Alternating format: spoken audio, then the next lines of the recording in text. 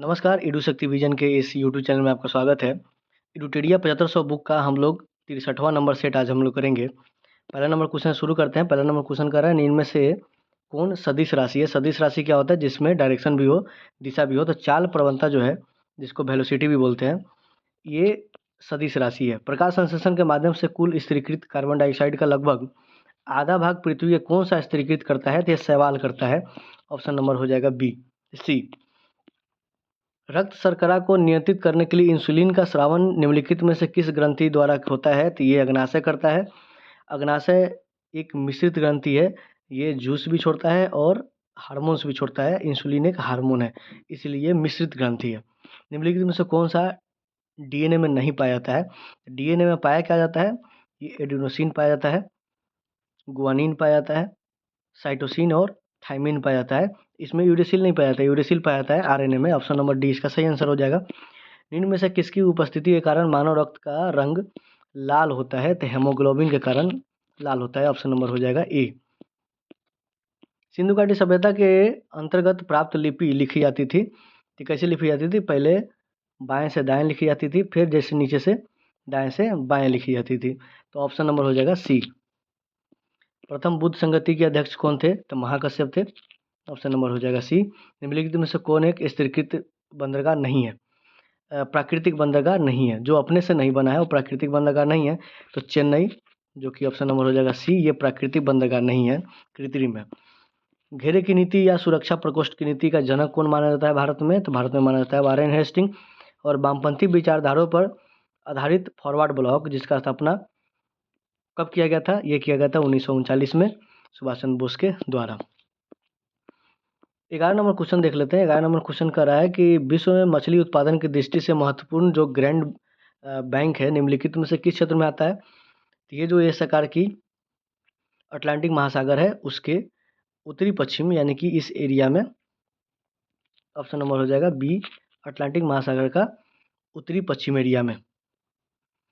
अगला क्वेश्चन देखते हैं। 12 नंबर क्वेश्चन, निम्नलिखित सूची को मिलान करना है, एक और बी को। तो इसमें पहले मिलान करेंगे विल्ड्स। विल्ड्स कहाँ होता है? तो विल्ड्स होता है दक्षिण अफ्रीका में। और सी का जब 4 हो जाएगा तो सी का 4 किस में? इसमें है। तो ऑप्शन नंबर हो जाएगा बी। आगे देख लेते हैं। पंपास हो जाएगा अर्जेंटीना। पुस्ताज हो जाएगा कहाँ पे? पुस्ताज हो जाएगा हंगरी। और कैटरबरी हो जाएगा न्यूजीलैंड। तो 3, 2, 4, 1 ऑप्शन नंबर हो जाएगा बी। वंदे मातरम किस राष्ट्रीय आंदोलन का मुख्य गीत है? या स्वदेशी आंदोलन का मुख्य गीत है? ऑप्शन नंबर हो जाएगा डी। माउंटबेटन योजना के अंतर्गत कब पहली बार भारत को विभाजन एवं पाकिस्तान के निर्माण की स्वीकृति मिला था? तो 1947 में हुआ था। 1947 में कब? 3 जून को। ऑप्शन नंबर हो जाएगा बी। निम्नलिखित में से कौन संसद के किसी भी सदन का सदस्य नहीं होता है और ना ही वो संसद में बैठता है, लेकिन वो संसद का अंग होता है? पहले तो ये देखते हैं संसद का अंग कौन कौन होता है। एक तो होता है राज्यसभा, एक होता है लोकसभा और एक होता है राष्ट्रपति। तो ये राष्ट्रपति जी ना ही लोकसभा के मेंबर होते हैं, ना ही राज्यसभा के मेंबर होते हैं, ना ही दोनों बैठते भी हैं। ऑप्शन नंबर हो जाएगा बी। संविधान सभा का चुनाव निम्नलिखित में से किस आधार पर हुआ था? संविधान सभा का चुनाव निम्नलिखित में से किस आधार पर हुआ था? तो ये वयस्क मताधिकार पे हुआ था। वयस्क मताधिकार का मतलब क्या होता है? कि बिना भेदभाव किए किसी भी जाति, धर्म, ऊंच नीच, गरीबी, अमीरी के बिना भेदभाव किए जितने भी 18 वर्ष से ज़्यादा उम्र के वयस्क हैं, उस सभी को मताधिकार मिलेगा। ऑप्शन नंबर हो जाएगा ए। भारतीय संविधान का कौन सा भाग और अध्याय संघ और राज्यों के मध्य विधायी संबंधों को से संबंधित है? तो भाग 11 में है और अध्याय इसका 1 है। ऑप्शन नंबर हो जाएगा सी। किस संविधान संशोधन अधिनियम द्वारा मतदान करने की न्यूनतम आयु को 21 से घटा करके 18 कर दिया गया था? तो ये जो नहीं 61वां संविधान संशोधन है। ऑप्शन नंबर हो जाएगा बी। नील आंदोलन का जमकर समर्थन करने वाले हिंदू पैट्रियोट के संपादक कौन थे? तो हिंदू पैट्रियोट के संपादक थे हरिश्चंद्र मुखर्जी। ऑप्शन नंबर हो जाएगा बी। निम्नलिखित में से किसने हिंदी भाषा को भारत की राष्ट्रभाषा के रूप में स्वीकारा और पहली बार स्वराज शब्द का प्रयोग किया था? स्वराज शब्द का सबसे पहले प्रयोग किया था दयानंद सरस्वती जी ने। स्वराज को कांग्रेस अधिवेशन में पहली बार बोला था दादा भाई नौरोजी ने। और स्वराज मेरा जन्म सिद्ध अधिकार है, ये बोला था बाल गंगाधर तिलक ने। तो ऑप्शन नंबर सी इसका सही आंसर हो जाएगा। श्रम गहन उद्योग क्या है? श्रम गहन मतलब ज़्यादा श्रमिकों का आवश्यकता होता है तो अधिक श्रमिकों की आवश्यकता, उसको श्रम गहन उद्योग बोला जाता है। निर्धनता का दुष्चक्र की अवधारणा निम्न में से किसके द्वारा दी गई थी? ये थे रेगनर नरकस द्वारा दिया गया था निर्धनता का दुष्चक्र। वेद त्रयी कहा जाता है, तो एक था ऋग्वेद, यजुर्वेद, सामवेद और अथर्ववेद।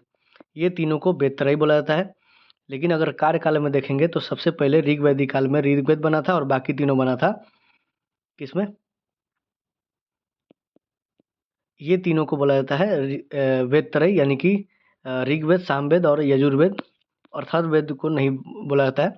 और बाकी ये तीनों बना था उत्तर वैदिक काल में और ऋग्वेद बना था ऋग्वैदिक काल में। ये सभी याद रखेंगे।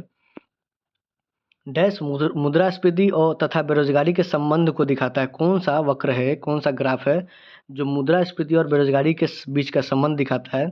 तो कौन सा ग्राफ है? ये है फिलिप्स ग्राफ। ऑप्शन नंबर हो जाएगा ए। बुग्याल तथा प्यार घास के मैदान कहाँ पे है? ये उत्तराखंड में है। जलवायु परिवर्तन का कारण कौन सा है? तो ग्रीन हाउस गैस भी होता है, प्रदूषण भी है, ओजोन परत का क्षरण भी है, सभी हैं ग्रीन हाउस गैस का इफेक्ट कारण। निम्नलिखित में से कौन प्रत्यक्ष कर है? प्रत्यक्ष मतलब डायरेक्ट कर। तो सेवा जो कर है जीएसटी, ये इनडायरेक्ट है, ये नहीं होगा। व्यक्तिगत कर और निगम कर, यानी कि एक और दो बी। ऑप्शन नंबर हो जाएगा बी। पारिस्थितिकी शब्द किसने दिए थे? ये किसने दिया था? ये दिया था हैकल ने। ऑप्शन नंबर हो जाएगा बी।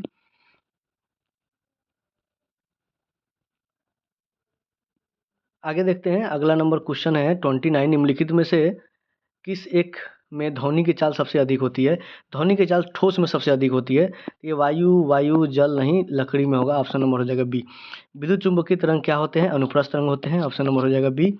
निम्नलिखित में से वनस्पति पादप कौन सा वनस्पति है जो पादप जगत का सबसे बड़ा समूह है? वो कौन सा है? वो है थैलोफाइटा। ऑप्शन नंबर हो जाएगा ए। ऊर्जा का पिरामिड हमेशा सीधा होता है।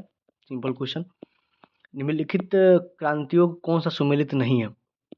कौन सा सुमेलित नहीं है? खाद हरित क्रांति, दूध उत्पादन श्वेत क्रांति, उद्यान सुनहरी क्रांति, भूरी क्रांति है कौन सी से? कोको से, यानी कि चॉकलेट से। तो ये गलत हो जाएगा। ऑप्शन नंबर हो जाएगा डी। वर्ष 2011 की जनगणना के अनुसार सर्वाधिक लिंगानुपात वाले राज्य घटते क्रम में, तो भारत में देखेंगे तो नीचे के जो राज्य हैं केरला, तमिलनाडु, आंध्र प्रदेश। केरला, तमिलनाडु, आंध्र प्रदेश। ऑप्शन नंबर हो जाएगा बी। निम्नलिखित को सुमेलित करें। सुमेलित करते हैं। पंचेत बांध, दामोदर, तिलैया, बराकर। दो और एक, ये दोनों कट गया। रंजीत सागर बांध, रंजीत सागर बांध कहाँ पे हो जाएगा? रावी। तो ये 4 का 4 हो जाएगा, यानी कि ये भी कट गया, यानी कि 2 1 3 4, यानी कि बाण सागर का हो जाएगा सोन और रंजीत सागर का हो जाएगा रावी। ऑप्शन नंबर हो जाएगा डी। निम्नलिखित में से कौन सा देश स्थल रुद्ध है, लैंड लॉक्ड है? तो इसमें पराग्वे हो जाएगा। Option number B. Grand Canyon घाटी निम्नलिखित में से किस नदी की धारा से बनी तंग घाटी है, यानी कि खाड़ी है, घाटी है? ये कोलोराडो नदी के द्वारा बना हुआ ये घाटी है ग्रैंड कैनियन। निम्नलिखित में से कौन सी समिति भारत के पंचायती राज समिति से संबंधित नहीं है? तो सेंघवी, बलवंत राय मेहता और थुंगन समिति, ये सभी पंचायती राज से संबंधित है। दिनेश गोस्वामी समिति, ये किससे संबंधित है? ये चुनाव सुधार से संबंधित है, उस समय के लॉ मिनिस्टर थे। निम्नलिखित में से किस अधिनियम द्वारा सिखों को पृथक निर्वाचन दिया गया था? ये था 1919 के भारत शासन अधिनियम द्वारा सिखों को पृथक निर्वाचन क्षेत्र दे दिया गया था। संविधान सभा के निम्नलिखित समितियों में किसकी अध्यक्षता जवाहरलाल नेहरू ने नहीं की थी? तो कौन सा समिति था? ये समिति था प्रांतीय संविधान समिति। इसकी अध्यक्षता जवाहरलाल नेहरू ने नहीं की थी। भारत के सर्वोच्च न्यायालय की संवैधानिक पीठ के निम्नलिखित में से किस फैसले में मृत्युदंड की सजा में दुर्लभ सिद्धांत को प्रतिपादित किया था? ये था 1980 में बचन सिंह बनाम Punjab, state of Punjab. Law smash service, तो लव से समझ में आ गया होगा, लॉन टेनिस का ये शब्द है। ऑप्शन नंबर हो जाएगा बी। टायलर पुरस्कार किस संबंधित है? टायलर पर्यावरण। ऑप्शन नंबर हो जाएगा सी। किस भारतीय भाषा को इटालियन ऑफ द ईस्ट बोला जाता है? ये तेलुगु को बोला जाता है, जो कि आंध्र प्रदेश में बोला जाता है। सारनाथ के धामेक स्तूप का निर्माण किस काल में हुआ था? तो ये किस काल में हुआ था? ये हुआ था मौर्य काल में। चंद्रगुप्त की बंगाल पर विजय किस अभिलेख से संबंधित है? किस अभिलेख में मेंशन्ड है? तो यह महास्थान में संबंधित है। चोल एक तमिल राजवंश है जिसका चिन्ह क्या था? ये बाघ था। ऑप्शन नंबर हो जाएगा बी। 48 नंबर क्वेश्चन देख लेते हैं। एलोरा की गुफाएं किस धर्म से संबंधित है? तो उसमें तीनों धर्म था, बौद्ध भी था, हिंदू भी था, जैन भी था। एक और दो और तीन। ऑप्शन नंबर हो जाएगा सी। गांधी जी के नाम से पहले महात्मा जोड़ा गया कब? चंपारण सत्याग्रह के समय जोड़ा गया। भारत में मुस्लिम शासक को किस शासक ने आरंभ किया? ये कुतुबुद्दीन ऐबक थे जो पहला शासक बने। Option number A. स्मरणीय तथ्य देख लेते हैं। आज इसमें सैयद वंश और लोधी वंश है। सैयद वंश के संस्थापक खिजर खान थे और अंतिम शासक कौन था? अलाउद्दीन आलम शाह। रैयत ए आला की उपाधि धारण किया था खिजर खान ने। और याहिया बिन अहमद और सरहिंद पुस्तक में तारीख मुबारक शाही में सैयद वंश के विषय में जानकारी मिलती है। उसके बाद लोधी वंश आया। लोधी वंश के संस्थापक थे बहलोल लोधी और बहलोल लोधी का राजस्व सिद्धांत क्या था? समानता पर आधारित था। बहलोल लोधी अपने सरदार को क्या बोलते थे? मसनदे आली। जो अपने सरदार होते थे बड़े लोग उसको मसनदे आली कह के पुकारते थे। कौन? बहलोल लोधी। 1504 ईस्वी में आगरा शहर की स्थापना किए थे इसी राजवंश के एक शासक से, सिकंदर लोधी। आगरा शहर की स्थापना की 1504 में। मुसलमानों के लिए को तजिया निकालने से मना कर दिया था और मुस्लिम महिलाओं को मजार पर जाने से प्रतिबंध लगा दिया था सिकंदर लोधी ने। और इसने गुलरुखी शीर्षक के से फारसी कविताओं की रचना करते थे और इसमें भूमि की माप करवाई थी और इसका नाम क्या था? गजे सिकंदरी था। सल्तनत काल में अंतर्राष्ट्रीय बंदरगाह के रूप में प्रसिद्ध था देवल। यहाँ पे ये सेशन समाप्त होता है 63 नंबर सेट। मिलेंगे 64 नंबर सेट में। Thank you for watching. धन्यवाद।